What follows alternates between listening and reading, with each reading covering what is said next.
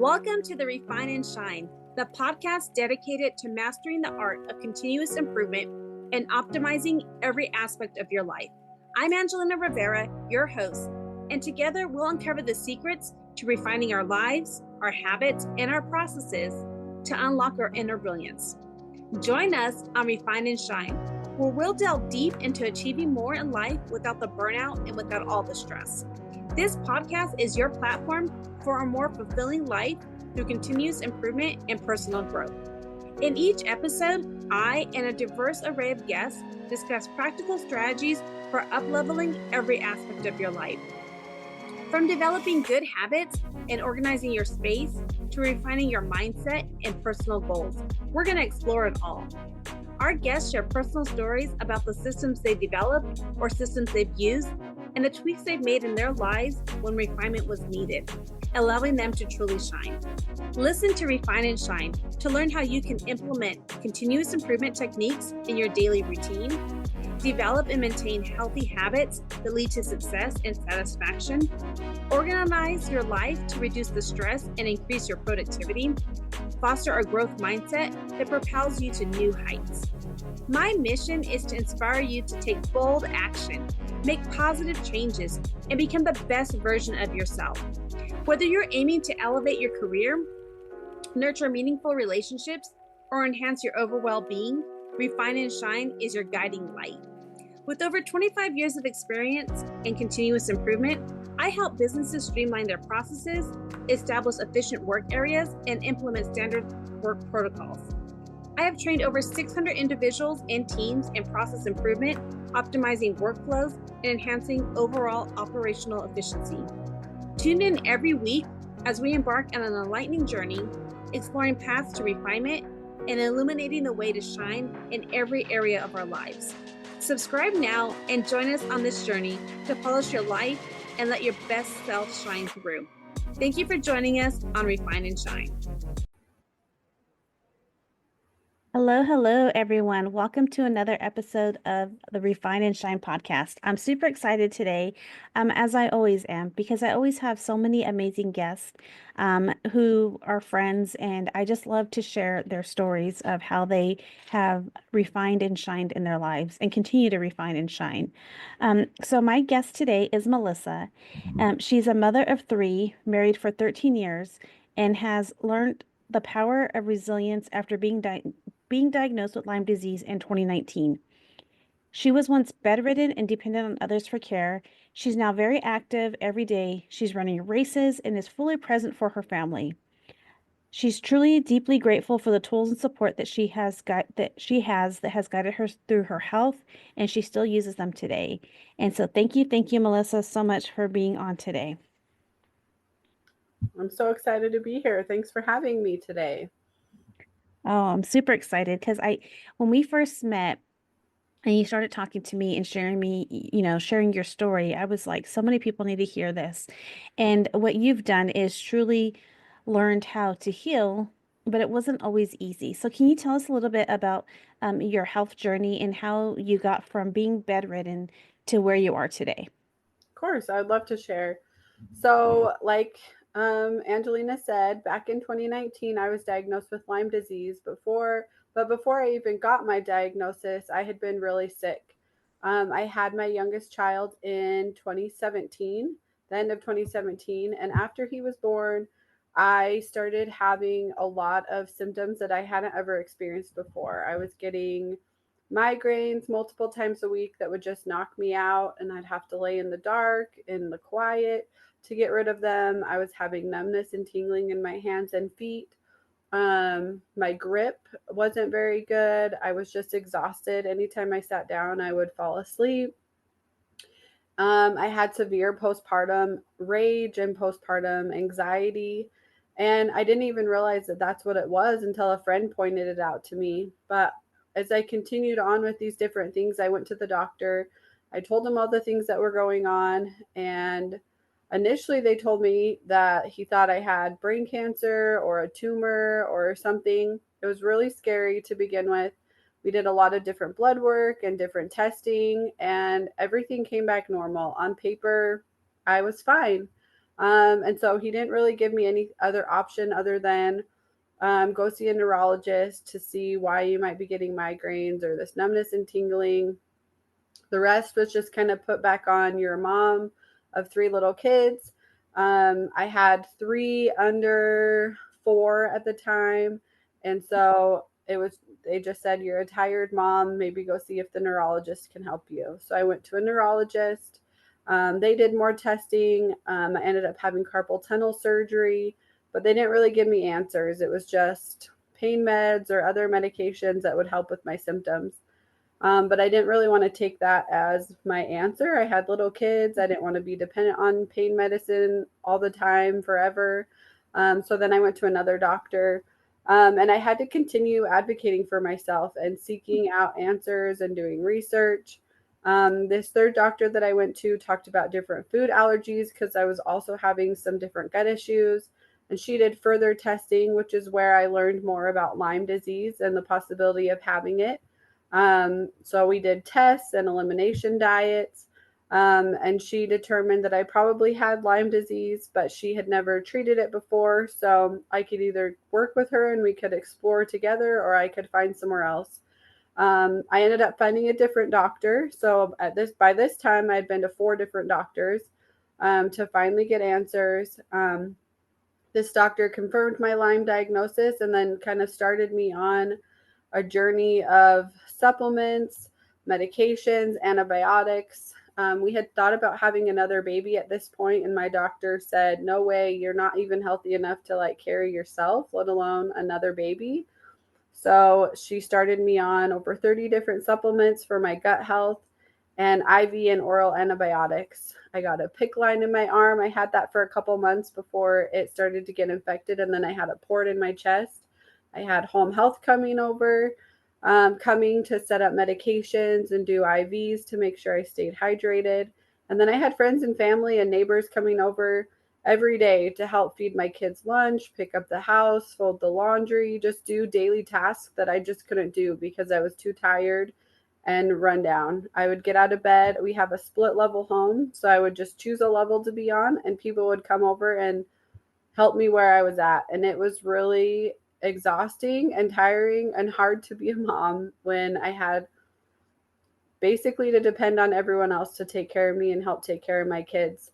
But then in 2019, I did about 8 months of this whole process with my doctor. And then I was introduced to some plant based supplements. And I researched and found that these supplements had everything that I was taking from my doctor and then some, but in way less quantity than what I was doing. And so I made the switch over to these supplements, and I've been using them since 2019. It's about 5 years in October. And I am a totally different person. I'm exercising every day. This year I did about 6 races. I did some running races and a sprint triathlon. And I'm able to show up with my kids. I go on field trips. We go do activities and do so many awesome things that I didn't think I was going to be able to do at the beginning of my journey because I was so sick and I thought I was just going to be weak and sick forever. I think that that's just amazing that one, it took a couple of doctors, not just one, not just two, like four doctors before you Yeah. finally got started to get answers. And then, just going through, being all the medications, all the things.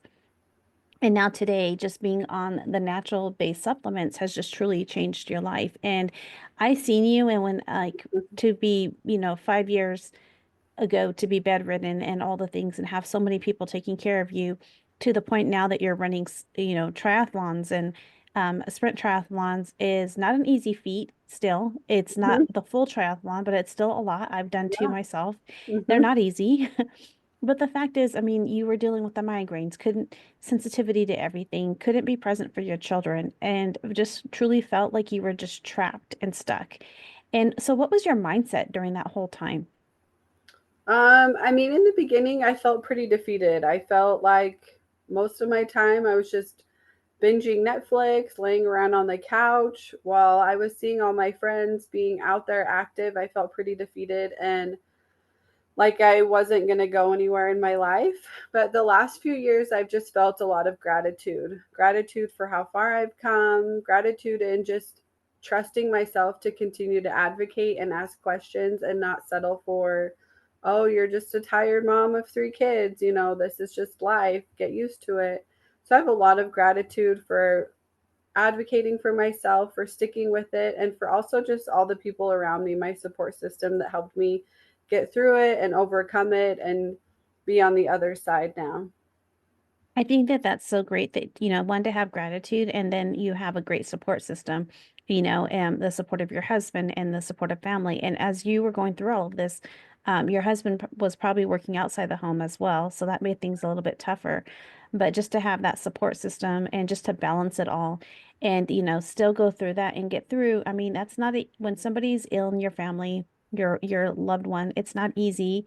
It's not easy on the marriage and all the things, and that you're still here celebrating 13 years of marriage. So, Yeah. major props to you for that because I know it's not easy. Yeah, it's been a little bit rough. But through all of that, you got through it. And it wasn't though, once you started taking the supplements, and the all natural supplements, it wasn't something that just happened overnight. It took time. And can you talk a little bit about the patience that you had? Or, I mean, it probably wasn't always easy, but how did you get through like one day at a time? So in the beginning, for the first, I would say at least year, maybe a little bit longer, I had tracked my symptoms. So when I started with my doctor, I created a spreadsheet of all the symptoms that I had. If you can imagine, they all fit on this big spreadsheet, but I would track them so that I could see every day the little progress that I was making. Like, oh, I didn't have a migraine today, or I was able to walk around the block, or whatever my wins were, I was able to see them through tracking my symptoms and how I felt, so that I could see the wins. Because I feel like a lot of times we don't see the progress that we're making unless you can like visually see the progress that you're making. And so, or other people are maybe pointing it out to you. And so it really helped me in the beginning for those first, I would say maybe even 2 years, that I really tracked my symptoms and I was able to see the progress of decreasing migraines or more energy. I didn't have night sweats or whatever my symptoms were. I was able to see them gradually go away to now I don't remember the last time I had a migraine or a night sweat. And I don't remember the last time I had to lay down and take a nap. Sometimes I choose to just lay down and rest, but I don't need to. I'm not planning that nap the moment I wake up, like, oh, I'm going to take the kids to school, run these errands. I'm going to come home and take a nap and then go do something else. I'm not planning my naps anymore. I'm not making sure I know where my medication is for my migraines. And so I've been able to really track the progress and be able to see each day where I'm at and what's happening and if I need to make any shifts to be able to continue to improve. I think that that's so important is tracking your wins. And that's one of the things that I talk about in my Shine principles is, every day you got to celebrate the wins, even if it's something small. I made my bed today. Mm-hmm. I walked to the mailbox, little things like that, because sometimes when we're so lost in we just want the big wins, but every day, those little wins, those consistent wins add up. And it also helps with your gratitude, a gratitude of Mm-hmm. life and living each day. And so that it makes us feel like not every day is a wasted day, right? Because Right. I used to suffer with migraines, and occasionally I will get one here or two, here or there now. But when you spend so much time in bed, you don't remember, or you kind of block it out and just get so defeated. Like, where did the year go? Every Sunday I'm in bed with a migraine, and so you have to really change your focus and be like, okay, no migraine right now, or I was able to walk or able to cook or do these things, and I'm not planning my nap. I take a nap if I feel like I want to, but because rest is important. But you're not like, okay, I have to take a nap. I wake up in the morning and I have to take a nap in 2 hours because I need to. It's a nice to. Mm-hmm. Yeah. I think another thing is now that you not only do you are able to do all these things, you also are able to work now, correct? Correct. And you help, I believe you help others, if I remember right, others with their mental health and things like that as well. Yeah. I work as a social worker doing crisis work, and I'm able to go and work and not really have a problem with having the energy to do the work, and just able to help support my family in that way and bring in some extra income. Where before I didn't know what I was going to be able to do that day. It was just kind of fly by the seat of my pants. And I just remember thinking, as I started to get better, I used to just lay in bed and watch TV or read books or sleep. And now I'm like, I don't even know if I'm going to have time to like watch a show or do something else today because of all the other things that I'm able to do to be productive and do my own errands or do my own cleaning in my house, which most people are like, I hate cleaning. But the fact that I'm able to and I'm not relying on someone else to do it has been pretty awesome too. And so I think it's really good to just find those little daily wins every day, no matter how big or small they are, because those compounded on top of each other, you're going to see bigger and better things. We'll be back after a quick break. Imagine this. What would your life look like if you could reclaim hours every week? What could you achieve if you weren't constantly battling distractions? Now, let me ask you, what's stopping you from getting there? Here's the thing. My next time management 8-week coaching program starts the week of February 3rd, 2025, and it's currently on sale. This is your chance to learn the strategies that help busy people like you get more done and feel less stressed. But let me be real. Spots are limited and this sale won't last forever. So if you are serious about making 2025 your most productive and balanced year yet, visit angelinarivera.com right now. Here's the question. Will you let another year slip by, or will you take this step to finally unlock your time potential? I'll see you in the program.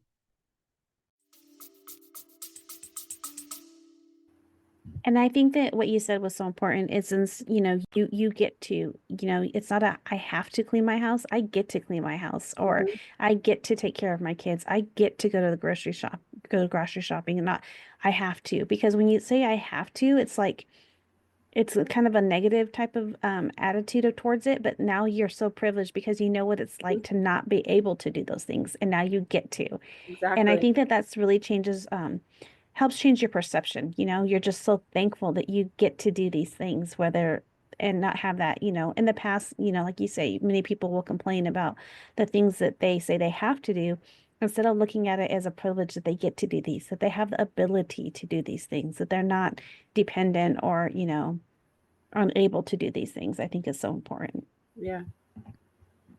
And so, like you said, it didn't happen overnight, but it did happen gradually. And how long have you been running since, you went from being bedridden to now running races? So if there's somebody out there who's suffering through some things and they want to learn how to get back into the groove, exercising and things like that. Tell me a little bit about how you started from bedridden to starting to run races or walking, or how did that happen? It definitely started in small increments because I didn't have a lot of energy. Like you said, it happened very gradually. I was able to start doing walks around the block or a little bit longer walks. It just kind of depended on the day and how my body was feeling. But I would say start gradually, and also consistently. So every day I would go on a walk. Sometimes it would be a mile, sometimes 3 miles. It just kind of depended on how I was feeling, but I was doing it every day so that my body got used to it. And in 2022, I believe is when I ran my first race after being diagnosed and like feeling better. I signed up for a Ragnar with some friends. And so that was getting me out there to do more because Ragnar, you do 3 legs, Mm-hmm. different mileage for each leg. So you need to be prepared for whatever miles you're doing. But it got me motivated and out there to continue to progress over time. And so I would recommend not just jumping into something big, but start small. Like just start going on a walk every day because I have found that movement is medicine. Whether that medicine is to help my physical body, my mental body, my emotions, movement is medicine. So even getting out and doing 10 minutes of walking, no matter how far you go, that's going to improve your health overall in many different ways. And so I would say just start moving, whatever I that looks like for you. It can be walking up and down your stairs in your house, around the block. It can, be a YouTube video or an exercise class at your gym. But start small and just gradually increase over time and be consistent. I think that's so important. And myself having done a Ragnar, it's not an easy race. You No. run for, I think it's like you do it within 24 to 36 hours is the Mhm. one from the start to end, in a van, sleeping wherever you can sleep at. I did mine in Vegas. And so my best sleep for that whole course of event was right across from the Las Vegas airport on a yoga mat. But it was good. It was a lot of fun. And I just think that that's what you said was so important. Like you have to just do something every day, 10 minutes, whatever it can be. I find that sometimes when I'm like really busy and I'm working and my job's a little different, where in my old job I was able to walk a lot because I made myself. I had about 20 acres of area that I supervised. Well, this one, it's mostly on the computer. So then I just force myself, okay, get up, move your body, 5 minutes, 10 minutes. And there are times when I'm like, oh, I didn't get enough movement in. I'll just walk laps in my in my house, and my dogs laugh at me and they're like, okay, okay. But it's something you got to be consistent, and it's something that we can do. And no excuses. You can do a little bit here, a little bit there. And if 10 minutes is too much, just start 5 minutes every hour. Move your body for 5 minutes and Mhm. it'll add up. And I think that that's so important, Yeah. especially when, in this day and age when, like you said, there's so many people who want to have excuses and I can't do it. I don't want to go. I can't afford a gym or this or that. There's walking is free.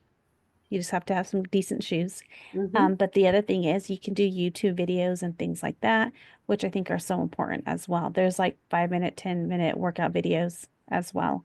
And so I think that's very important.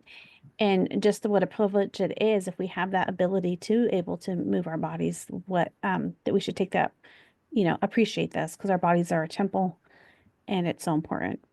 Yeah. So, I've also found that when my body's more achy or sore, if I go on a walk, it tends to take that achiness and sore away because we can get achy and sore from just sitting around.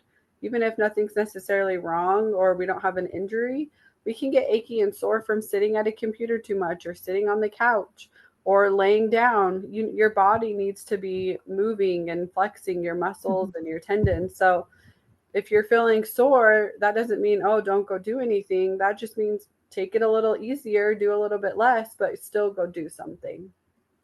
Yes, I think that's so important to stretch those muscles out. Um, So a little bit, now that you're, doing all the things and, you're doing all the work, doing the work and everything like that, you take the supplements. Do you still have any other medications that you still have to take, or is it just purely supplements now? I have one medication for my thyroid that I take that's like the lowest dose that we're still working on just getting it just right. Mhm. But other than that, I just use the supplements every day. I think that's awesome. I think Yeah. that's awesome. And I think that's actually how we met is through supplementation. We went to a training together. And I think that that's so important is that so many people are turned off by supplementation, but it actually just read the ingredients, use a reliable company, and it will truly change. That's how I actually myself stopped all my migraine medications and all the other things that I was dealing with.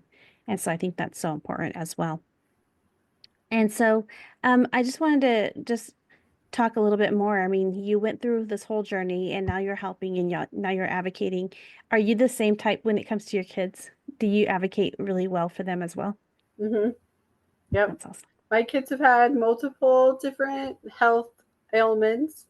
And if I don't like the doctor that I'm going to, then we switch and go to a different doctor until I can find one that listens and will go through with what I'm trying to advocate for and help me learn more about what their condition is. And so with all of that, I mean, do you have just curious because I know you're really organized. Do you have a spreadsheet for each kid too? I don't have one for each of my kids. That might be a little overwhelming for my three kids, but I mean, I kind of mentally keep track of the things that they're going through, um, and do it that way. But it would probably be good to have a spreadsheet. But sometimes kids can be a little unreliable when you're asking them about their symptoms or how they're feeling because they don't really know how to describe what they're feeling. So it is also kind of a guessing game too to figure out exactly what's going on with them. because with Lyme disease, you can pass it in utero, which is how I pass Lyme disease to my kids. And so their symptoms can be very different than what mine were, but they can also be harder for them to describe, like muscle fatigue or just tiredness, like trying to figure out, okay, are you tired from you didn't sleep well or you stayed up late or is something else going on that's causing it? So it's a little bit trickier with them too to figure out what might be causing their symptoms, just helping them understand what their body's doing or what they're feeling.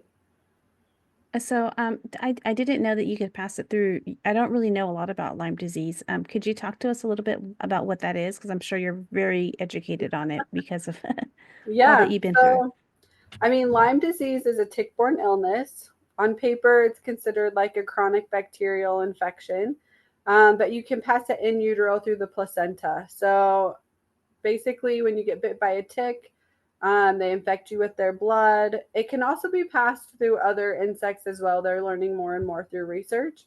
But basically, it gets into your bloodstream. If you catch it early, they typically can do like a few weeks of antibiotics and treat it, and then you typically don't have problems down the road. But when you get it in utero, I'm passing it from my bloodstream to their bloodstream. And so now it's a little more tricky to figure out what symptoms they may have or when they could, because Lyme disease can also stay dormant in your body for a long time, kind of like mono. It can stay dormant in your body, and then some kind of trigger could trigger the infection to come up. So, stress or sickness, something else could just trigger the Lyme disease to start having symptoms in your body, if that makes sense. And so, Mhm. like my youngest is the one that started to have symptoms first.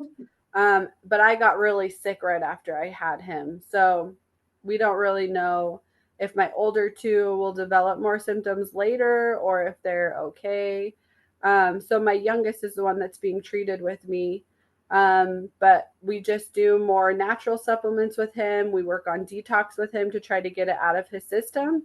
And then we're just kind of following through. He gets a lot of headaches like I do and muscle fatigue. He plays sports. And so we can tell when something is a little bit off with him because he can't run the soccer field like he normally does and he needs more breaks, or he's sleeping longer periods than the average 7-year-old.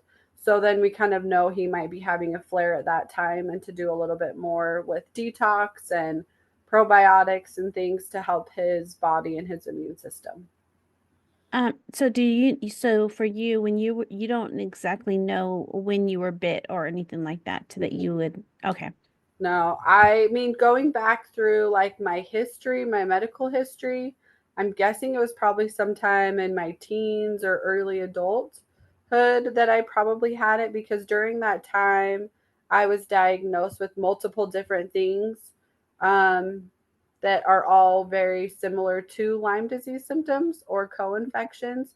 Lyme disease has like, there's a Lyme bacteria, but then there's also common, they call them co-infections that come along with that, like Bartonella, Babesia, and other things. But a lot of those symptoms can mimic like fibromyalgia or migraines, inflammation, a lot of other things, even rheumatoid arthritis. And so now that I've treated my Lyme disease, all of those past diagnoses that I've had, I mean, they're still on my chart because they're in my history, but I don't have symptoms of any of those things anymore. So all of those things were probably just Lyme disease, but a lot of doctors where I live aren't familiar with Lyme disease or don't think it's a real disease or whatever the reasoning is. And so I think that's why it took so long to figure out what my diagnosis was and to actually get treatment, going to multiple doctors. And also doing the research that you were doing, I think Mm-hmm. is also important. So yeah, that's amazing. I mean, just to think about that. And I was just like, while you were talking, I was thinking like, huh, I've had a lot of things that I like similar when you were talking and describing stuff, and I'm like, my background's very similar. And I'm actually going through some stuff right now, and I'm like and I'm like going through some testing, and I'm like, Maybe I should see if I can get tested just to make sure, because I do have the diagnosed arthritis and all these other things, Mhm. and the migraines, the headaches, and all the things. Not to say that, I'm just saying it's just something that you really gotta, like, when you track your symptoms, make sure that you're thinking of what other things could possibly be when you don't get answers. So I Yeah. think that's important. And it's not as common in the West as it is in the East Coast. But if you travel, which I know you travel a lot, Hmm. you always have the risk of being bit by a tick. Where, if you're traveling somewhere, my father-in-law was bit by a tick when he was visiting back east, and he was able to get it off of him and different things, and he doesn't have issues. But if you travel places, I mean, just because where you live may not be as common to have ticks, places that you go may. And so Hmm. it's just good to have that awareness that it's a possibility, that if you're having different symptoms, that you could ask your doctor and see if they're knowledgeable or aware of that, of Lyme disease. Yeah, I think that's so important. Another thing that you talked about with you, so your son, you're treating your son and things like that, and you talked about the detox. What is the detox that you do to help?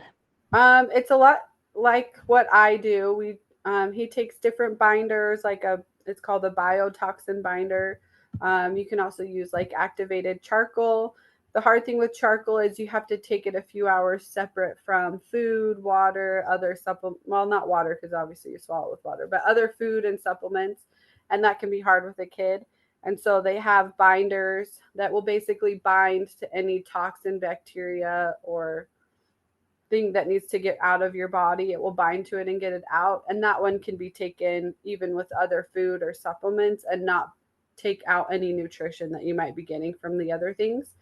So he has a binder, he takes a probiotic, he takes a magnesium supplement to help just make sure he's eliminating, because Mhm. it's very important to be eliminating the bacteria and toxins in your body. And we're introduced to them all the time, all day, with all the things that we do and eat.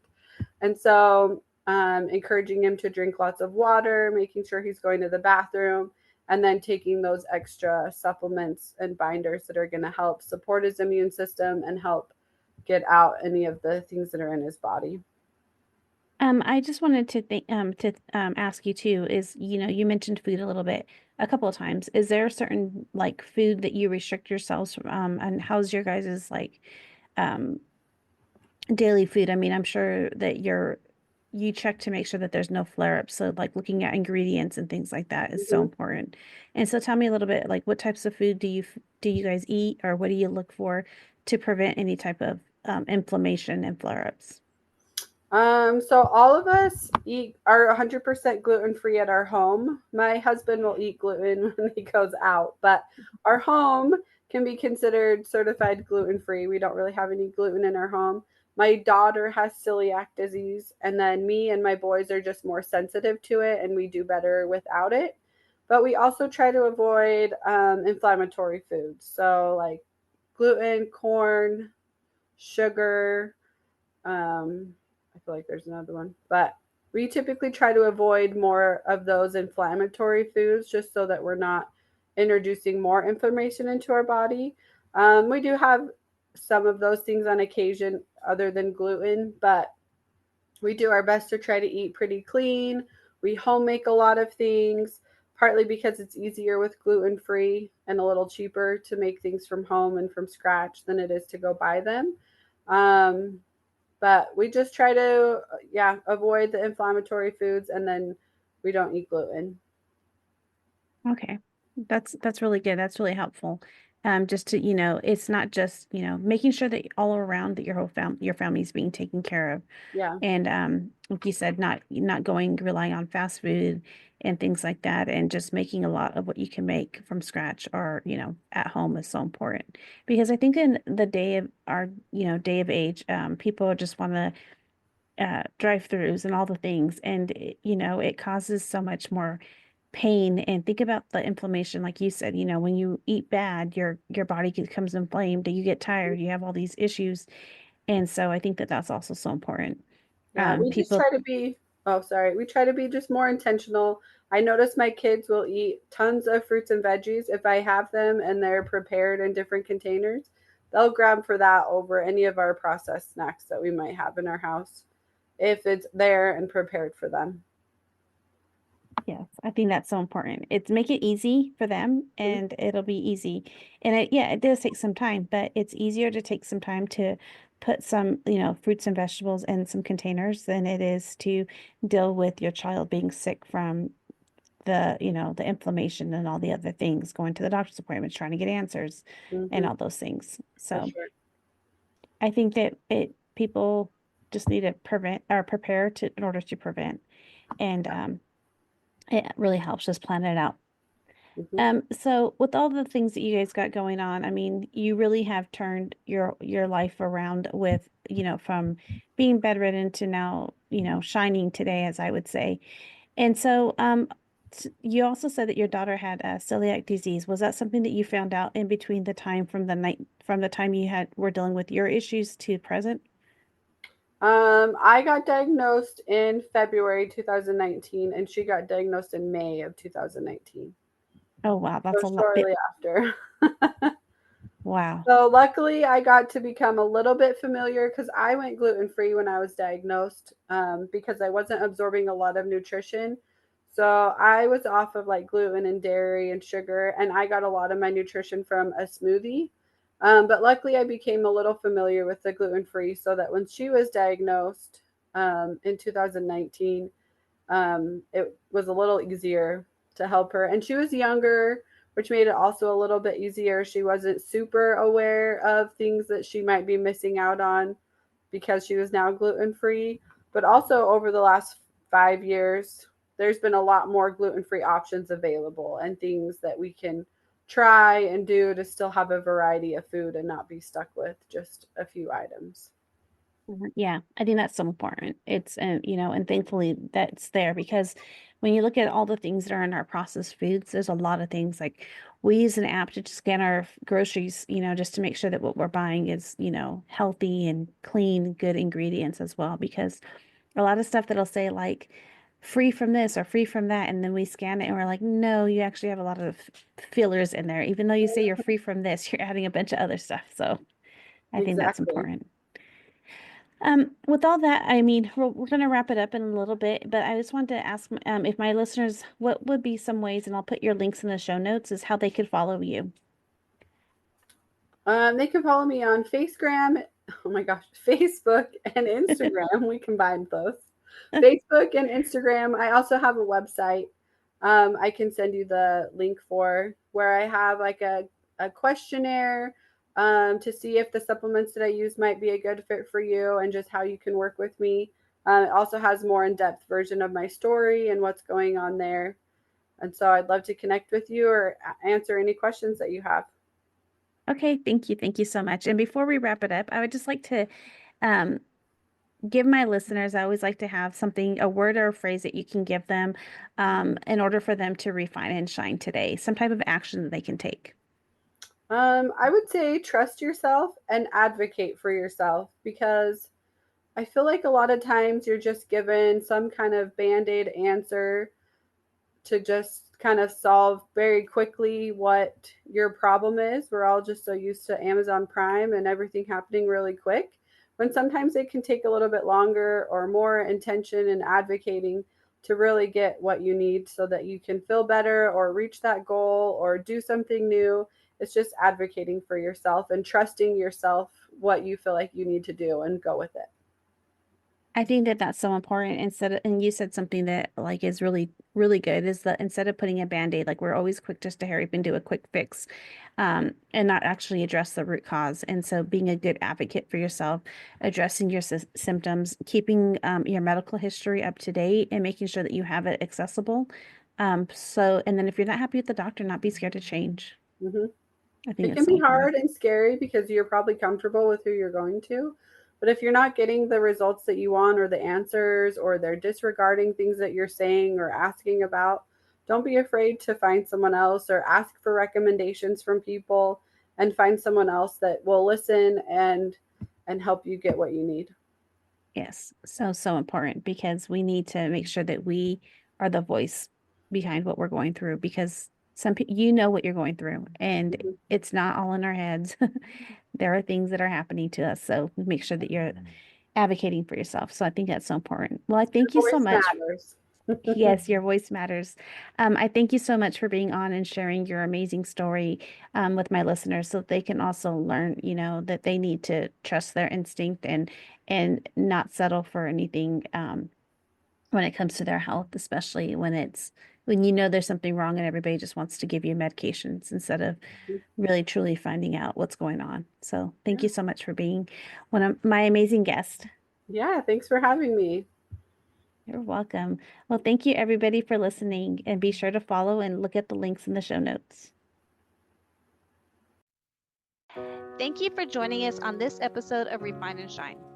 We hope you find valuable insights and inspiration to fuel your journey of continuous improvement.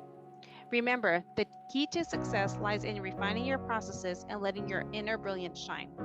If you've enjoyed this episode, be sure to subscribe to the podcast and leave a review. Your feedback is greatly appreciated and helps us reach more listeners like you who are eager to refine and shine in all areas of life. Stay connected with us on social media for updates and additional resources and behind-the-scenes content. We love hearing from our listeners, so feel free to reach out with any suggestions, questions, or success stories you'd like to share. As we wrap up, remember that the power to transform your life lies within you. Keep striving for growth, embracing change, and seeking opportunities to refine your skills. Together, let's continue to shine bright and make a positive impact in the world. Until next time, keep refining and keep shining.